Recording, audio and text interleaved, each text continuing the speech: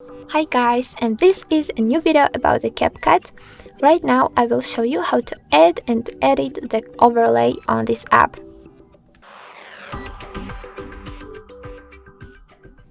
Let's open the CapCut app. I need to go to the camera, album and photo section to find some photo as the background as an example.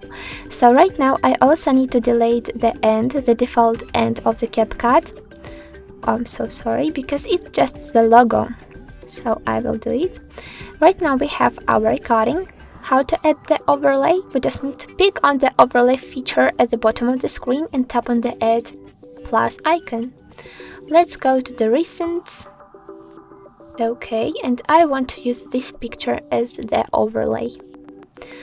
After using our two fingers, we can increase or decrease the overlay.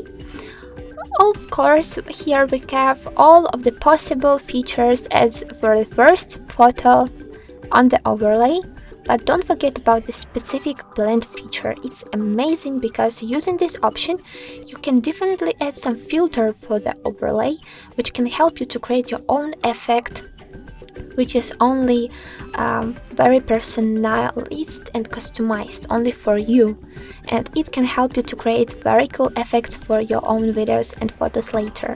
So let's drag the white lines to the right or left side to manage the duration of your overlay.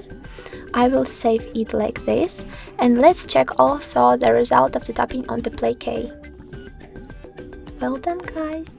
You can also, for example, manage the location of your overlay to correct, for example, to make another filter. And guys, I hope that this tutorial was useful and was definitely interesting. Don't forget about likes, don't forget to subscribe to our channel to find even more cool tutorials about the CapCut app and other programs. And have a nice day. Goodbye!